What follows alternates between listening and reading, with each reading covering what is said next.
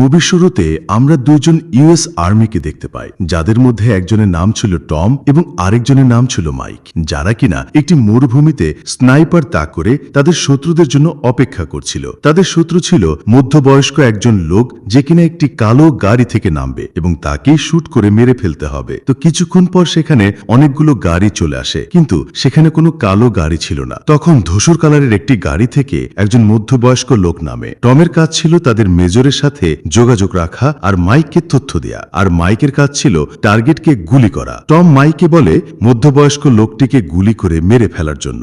Mic তার স্নাইপারটি সরাসরি ওই লোকটির মাথায় টার্গেট করে। যখনই সে গুলি করতে যাবে তখন সে লক্ষ্য করে সেখানে আরো কয়েকজন মানুষ চলে আসে, আর তাদের মধ্যে একটি মেয়েও ছিল। তারপর মাইক পুরো পরিবেশটা দেখে বুঝতে পারে এটা একটা বিয়ের অনুষ্ঠান ছিল। মাইক তখন টমকে বলে, পরিবেশ দেখে তো মনে হচ্ছে এটা একটা বিয়ের অনুষ্ঠান, আর ওই লোকটি তো কালো গাড়ি থেকে নামার কথা ছিল, কিন্তু সে তো একটি ধূসর গাড়ি থেকে নামে। তাহলে তোমার ইনফরমেশন কি ঠিক আছে? এই লোকটি কি আমাদের টার্গেট? টম নিশ্চিত করে বলছিল যে লোকটি তাদের টার্গেট, কিন্তু মাইক লোকটিতে মারবে কি মারবে না এই দুই টানার মধ্যে ছিল। তো হঠাৎ করে মাইকের স্নাইপারের লুকিং গ্লাস থেকে আলোর রিফ্লেকশন এসে নিচে একজন লোকের চোখে পড়ে। তখন লোকটি উপরে তাকিয়ে দেখে দুজন ব্যক্তি স্নাইপার তাক করে আছে তাদের দিকে। তখন তারা টম আর মাইকের দিকে লক্ষ্য করে এলো পাথারে গুলি করতে থাকে। টম ও মাইকও তাদের দিকে গুলি করতে থাকে আর দৌড়ে পালিয়ে যেতে থাকে। তারপর তারা দৌড়ে একটি পাথরের আড়ালে লুকিয়ে পড়ে। ওই লোকগুলো তাদের পিছন পিছন সেই পাথরের কাছাকাছি চলে আসছিল। ঠিক তখনই তারা দেখতে পায় বিশাল বড় একটি বালির ঝড় তাদের দিকে ধেয়ে আসছে, তাই তারা সেই স্থান থেকে চলে যায়। তারপর টম এবং মাইক সেই বালির ঝড়ে কোনোভাবে টিকে থাকে, আর ঝড় শেষ হলে তারা সামনের দিকে আগাতে থাকে। তারা সামনে যেতে যেতে টম মেজরকে কল দেয় আর বলে তাদেরকে এখান থেকে উদ্ধার করে নিয়ে যাবার জন্য।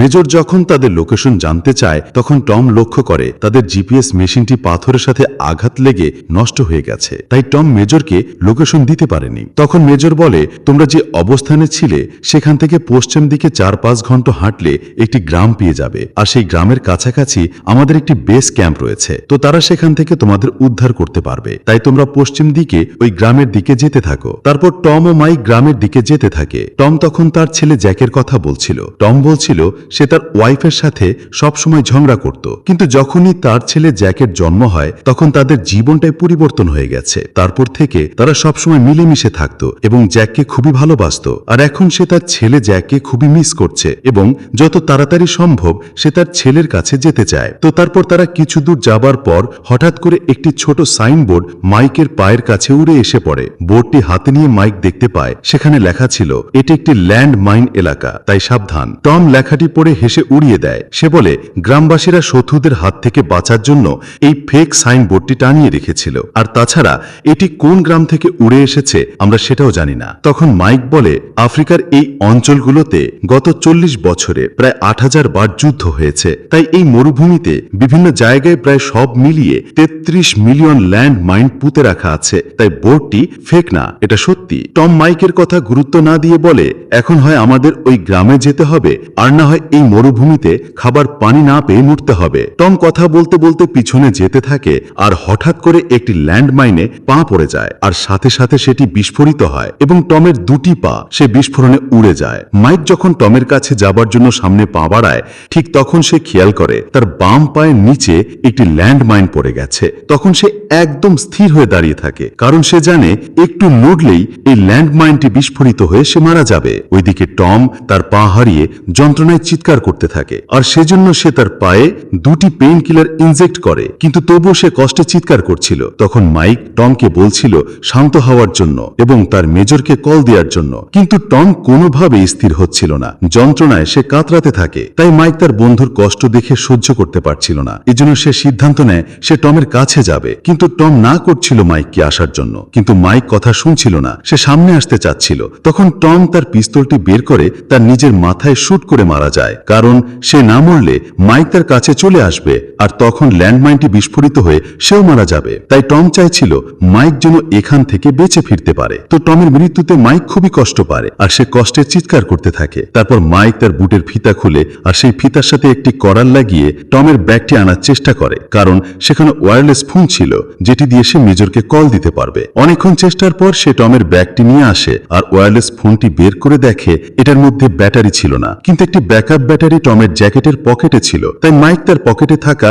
একটি সোলার প্যানেল দিয়ে ওয়্যারলেস ফোনটি অন করে আর সে মেজরকে কল দেয়। তারপর মেজর তাকে বলে সেই গ্রামের পাশে তাদের যে বেস ক্যাম্পটি রয়েছে সেখান থেকে একটি উদ্ধারকারী দল আসবে, তবে সেটার জন্য 52 ঘন্টা সময় লাগবে, কারণ সেখানকার সৈনিকদের একটি মিশন ছিল যেটা শেষ হতে 52 ঘন্টা সময় লাগবে। আর বালির ঝড়ের কারণে এখানে হেলিকপ্টার নিয়ে আসা সম্ভব ছিল না, তাই তোমাকে বেঁচে থাকতে হলে এই 52 ঘন্টা সার্ভাইভ করে টিকে থাকতে হবে। তারপর মাইক ফোনটি রেখে দেয় আর সে চিন্তা করে কিভাবে এখান থেকে বের হতে পারবে। কিছুক্ষণ পর মাইক দেখতে পায় বিশাল বড় একটি বালির ঝড় তার দিকে ধেয়ে আসছে, তাই সে তার স্নাইপারটি কুটির মতো ব্যবহার করে আর একটি ছুরি বালির মধ্যে ঢুকিয়ে শক্তভাবে বসে থাকে, কারণ এই বালির ঝড়ে যদি সে এখান থেকে সরে যায় তাহলে ল্যান্ডমাইনটি বিস্ফোরিত হয়ে সে মারা যাবে। আর কাপড় দিয়ে তার মুখটি ভালোভাবে পেঁচিয়ে নেয় যাতে ধুলোবালি তার নাকে মুখে না ঢুকতে পারে। মাইক অনেক কষ্ট করে সেই ঝড়টি মোকাবেলা করে। এই ঝড়ে টমের লাশটি মাইকের কাছে চলে আসে, তখন সে টমের টুপি দিয়ে তার মুখটি ঢেকে দেয়।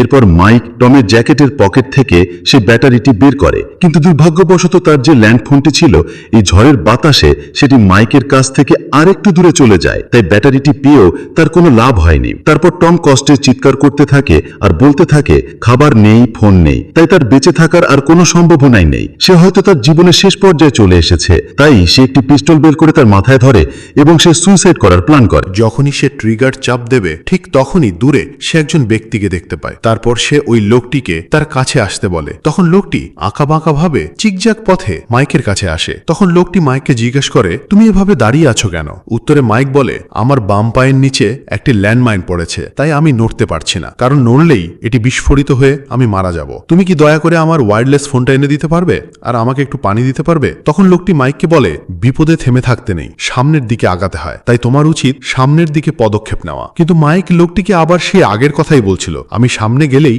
ল্যান্ডমাইনটি বিস্ফোরিত হয়ে নিশ্চিত মারা যাব, তাই তুমি আমাকে কিছু পানি দাও আর ওয়্যারলেসের ফোনটি এনে দাও। তখন লোকটি মাইকের কাছ থেকে পানির পাত্রটি নিয়ে সেই জিগজ্যাগ পথে আবার গ্রামের দিকে চলে যায়। মাইক লোকটিকে বারবার বলতে থাকে ওয়্যারলেসটি এনে দেওয়ার জন্য, কিন্তু লোকটি তার কোনো কথাই শোনেনি, বরং সে গ্রামের দিকে চলে যায়। মাইক পানি তৃষ্ণায় মরে যাচ্ছিল, তাই সে বাধ্য হয়ে নিজের প্রস্রাব খেতে চাচ্ছিল, কিন্তু ঠিক ওই সময় সে দূরে দেখতে পায় একটি বাচ্চা মেয়ে তার দিকে আসছে। কিন্তু খুবই অদ্ভুত বিষয়, এই বাচ্চা মেয়েটিও সেই আগের লোকটির মতোই আঁকা বাঁকা ভাবে চিকঝাক পথে আসছিল। তো মেয়েটি কাছে এসে মাইককে পানির সে পাত্রটি দেয় আর মাইক পানি পেয়ে পাগলের মতো সেটা পান করতে থাকে। তারপর ছোট মেয়েটি তার একটি থলের ভিতর থেকে একটি সৈনিকের স্ট্যাচু বের করে, আর ঠিক তখন মাইকও তার জ্যাকেটের পকেট থেকে একটি সৈনিকের স্ট্যাচু বের করে এবং সেটিই ছোট মেয়েটিকে দেয়। তো টম এবং মাইক যখন এই গ্রামের দিকে আসছিল তখন মাইক এই সৈনিকের স্ট্যাচুটি বালির মধ্যে পেয়েছিল, তখন সেটি সে তার জ্যাকেটের পকেটে রেখে দিয়েছিল। তারপর মাইক এই বাচ্চা মেয়েটিকেও বলে ওয়্যারলেসটি এনে দেওয়ার জন্য, কিন্তু মেয়েটি তার কথা না শুনে আঁকাবাঁকা ভাবে জিগজ্যাগ পথে তার গ্রামের দিকে হাঁটতে থাকে। যাওয়ার আগে মেয়েটি আঁকা ইঙ্গিতে মাইককে বুঝিয়েছিল সামনের দিকে যাওয়ার জন্য, কিন্তু মাইক সে আগের মতোই বলছিল সে একটি ল্যান্ডমাইনে পা দিয়ে রেখেছে আর সেখান থেকে নড়লে সেটা বিস্ফোরিত হয়ে সে মারা যাবে। তো পরের দৃশ্যে আমরা দেখতে পাই দিন শেষে রাত নেমে গেছে। তখন মাইক ঘর্ষণের মাধ্যমে সেখানে আগুন ধরায়। মাইক তার ফোনটি হাতে নিয়ে তার ওয়াইফ জেনির একটি ভিডিও দেখতে থাকে, যেখানে জেনি বলছিল সে মাইককে খুবই মিস করছে, তাই মাইক যেন তাড়াতাড়ি তার কাছে চলে আসে। আর জেনি মাইককে খুবই ভালোবাসে এবং সে সারা জীবন মাইকের সাথেই থাকতে চায়। তো ভিডিও দেখতে দেখতে কখন যে আগুন নিভে যায় সেটা সে খেয়াল করেনি। তো আগুন নিবার সাথে সাথে সেখানে কিছু হায়না চলে আসে এবং হায়নার দল চারদিক থেকে মাইককে ঘিরে ফেলে। তখন মাইক পিস্তলটি হাতে নিয়ে এলো পাতারি গুলি করতে থাকে। তখন হায়নাগুলো মাইকের বন্ধু টমের লাশটি নিয়ে চলে যায়। তো পরের দিন সকালে সেই গ্রামের লোকটি আবার মাইকের কাছে আসে আর জিজ্ঞেস করে, তুমি এখনো বেঁচে আছো? রাতে তোমাকে হায়নার দল আক্রমণ করেনি? উত্তর মাইক বলে, করেছিল, কিন্তু শেষ পর্যন্ত টমের লাশটি নিয়ে চলে যায়। তখন মাইক লোকটিকে আবার জিজ্ঞেস করে, তুমি ঝিকঝাক ভাবে কেন আসছিলে? তুমি কি জানতে কোথায় কোথায় ল্যান্ডমাইন রয়েছে? তখন লোকটি বলে, সোজাসুজি আসলে আমি কোনো না কোনো ল্যান্ডমাইনে পা দিতাম, তাই এভাবে জিগজ্যাগ পথে আসা। তখন মাইক লোকটিকে অনেক রিকোয়েস্ট করার পর সে ওয়্যারলেসটি এনে দেয়। তারপর লোকটি মাইককে সাহস দেয় আর তাকে বেঁচে থাকার আশ্বাস দেয়। লোকটি মাইককে বলে, তুমি সামনের দিকে পদক্ষেপ নাও, তাহলে হয়তো তোমার জীবন আগের মতোই সুন্দর হবে। কিন্তু মাইক একটু নড়ে না। তারপর লোকটি সেখান থেকে চলে যায়। মাইক যেহেতু ঘড়িতে টাইমার সেট করে রেখেছিল, তাই সে ঘড়ির দিকে তাকিয়ে দেখে ইতিমধ্যে 28 ঘন্টা সে এভাবে স্থির হয়ে দাঁড়িয়ে আছে, আর এভাবে দাঁড়িয়ে থাকতে থাকতে তার পায়ে রক্ত জমাট বেঁধে যায়। তো তারপর মাইক আস্তে আস্তে নিজের উপর থেকে কন্ট্রোল হারিয়ে ফেলে এবং সে বিভিন্ন রকম হ্যালুসিনেশন দেখছিল।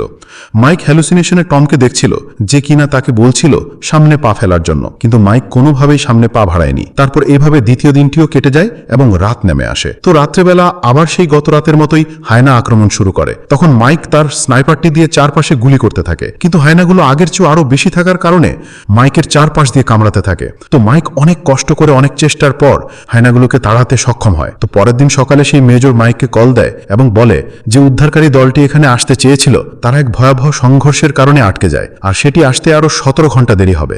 তাই এই 17 ঘন্টা তাকে সার্ভাইভ করে টিকে থাকতে হবে। মাইক ফোনটি রেখে দেওয়ার পর সে আর কোনোভাবেই নিজেকে ঠিক রাখতে পারছিল না, তাই সে মাটিতে পড়ে যেতে চাচ্ছিল। ঠিক তখনই গ্রামের সেই লোকটি মাইককে ধরে ফেলে।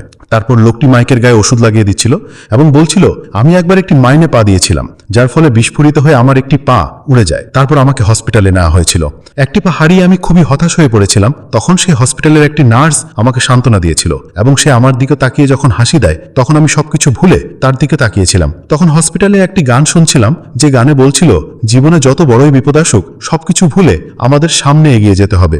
তারপর সেই নার্সকে বিয়ে করে আমি নতুনভাবে আবার জীবন শুরু করি। তারপর মাইক লোকটিকে বলে, আপনার মেয়েটি মনে হয় আপনার স্ত্রীর মতোই সুন্দর। তখন লোকটি বলে, আমার 3 জন ছেলে রয়েছে আর আমার মেয়েটি মাইন বিস্ফোরণে মারা গিয়েছে। আমরা ছিলাম খুবই গরিব, তাই আমি আর আমার মেয়ে মাটির নিচ থেকে মাইন নিয়ে সেগুলো বিক্রি করে আমাদের সংসার চলতো। আর আমরা যখনই একটা মাইন বের করতাম তখনই সেই মাইনের জায়গায় একটি ক্যান রেখে দিতাম, আর সেই ক্যানের ভিতর একটি সৈনিকের স্ট্যাচু রাখতাম, কারণ মেটাল ডিটেক্টর যেন কোনো পার্থক্য খুঁজে না পায়। তারপর লোকটি মাইককে কিছু খাবার দিয়ে সেখান থেকে চলে যায়। মাইক সেই লোকটির দিকে তাকিয়ে দেখতে পায় তার পাশে তার মেয়েটি আস্তে আস্তে হাওয়ার সাথে মিলিয়ে যাচ্ছিল। তারপর মাইক তার কল্পনায় তার ছোটবেলার ঘটনা দেখতে পায়, যেখানে তার বাবা তার মাকে খুবই অত্যাচার করত এবং শেষ পর্যন্ত তার মা তার বাবার কারণে মৃত্যুবরণ করে। মাইক তার মায়ের সাথে কাটানো শেষ মুহূর্তগুলো মনে করছিল। মাইক তার স্ত্রী জেনির সাথে ঝগড়া করে জেনিকে একা ফেলে চলে আসছিল, সেগুলো সে কল্পনায় দেখছিল। তো হঠাৎ করে মাইকের পেটে একটি গুলি লাগে আর সে কল্পনা থেকে বাস্তবে ফিরে আসে। তখন সে খেয়াল করে দেখে শুরুতে যেই মানুষগুলো তাদের মারতে চেয়েছিল তারা তাকে খুঁজতে খুঁজতে এখানে চলে এসেছে এবং দূর থেকে গুলি করছে। তখন মাইক খুবই দক্ষতার সাথে তার স্নাইপারটি দিয়ে প্রত্যেক শত্রুকে গুলি করে মেরে ফেলে। তারপর সে হ্যালুসিনেশনে তার সামনে তার বাবাকে দেখতে পায়, যে কিনা 2 হাত প্রসারিত করে বলছে তাকে মেরে ফেলার জন্য, কিন্তু সে তার বাবাকে মারতে পারছিল না। তখন তার বাবা এসে তাকে জড়িয়ে ধরে আর তাকে সাহস দিয়ে বলে, তোমাকে সামনের দিকে এগিয়ে যেতে হবে। মাইক তার হ্যালুসিনেশনে তার ওয়াইফ জেনিকে দেখছিল, যে কিনা তার জন্য ওয়েট করছিল। তার মা তাকে সাহস দিচ্ছিল সামনে আগানোর জন্য। তো হঠাৎ মাইক লক্ষ্য করে দূরে কয়েকটি গাড়ি দেখা যাচ্ছে, যারা কিনা মাইককে নিতে আসছিল। কিন্তু এই মরুভূমিতে গাড়ি চালানোর সময় ধুলোবালির কারণে কোনো কিছুই স্পষ্ট দেখা যায় না। তাই মাইকের অবস্থান জানতে হলে তার কাছে থাকা একটি সিগন্যাল ইলুমিনেশন খুলে দিতে হবে। কিন্তু সিগন্যাল ইলুমিনেশনটি তার কাছ থেকে অনেকটা দূরে ছিল, তাই সেটা আনতে হলে তার এখান থেকে সামনে আগাতে হবে। তাই অবশেষে সে মাইক সিদ্ধান্ত নেয়, যদি সে সামনে পা বাড়ায় তাহলে সে হয়তো তার পাগুলো হারাবে, কিন্তু সিগন্যাল ইলুমিনেশন দিয়ে উদ্ধারকারী দলকে তার অবস্থান জানাতে পারবে। তারপর তারা এসে তাকে উদ্ধার করে নিয়ে যাবে। অবশেষে সে বেঁচে থাকবে। তাই এগুলো চিন্তা করে সে সামনের দিকে পা বাড়ায়। কিন্তু অবাক করা বিষয় হলো, সামনে আগানোর পরেও সেখানে কোনো বিস্ফোরণ ঘটেনি। তখন সে ল্যান্ডমাইনের উপর থেকে আস্তে আস্তে বালিগুলো সরিয়ে যখন ল্যান্ডমাইনটি হাতে নেয় তখন সে দেখতে পায় সেটি আসলে একটি ক্যান ছিল এবং ক্যানের ভিতরে একটি সৈনিকের স্ট্যাচু ছিল। তার মানে মাইক যে এতদিন ল্যান্ডমাইন ভেবে এখানে 52 ঘন্টা দাঁড়িয়েছিল সেটা ছিল সাধারণ একটি ক্যান। মাইক তখন খুশিতে আত্মহারা হয়ে যায় এবং কান্না করতে থাকে। তারপর সে সিগন্যাল ইলুমিনেশনটি খুলে দেয় আর উদ্ধারকারী দল এসে তাকে এখান থেকে নিয়ে যায়। শেষ দৃশ্যে আমরা দেখতে পাই সে তার স্ত্রী জেনিকে জড়িয়ে ধরে বলছে সে আর কখনোই জেনিকে একা ফেলে যাবে না এবং সে জেনিকে অনেক বেশি ভালোবাসে। তো বন্ধুরা, এই ছিল মুভির কাহিনী। কেমন হলো অবশ্যই কমেন্টে জানাবে এবং সাবস্ক্রাইব করে আমাদের পাশে থাকবে। ধন্যবাদ।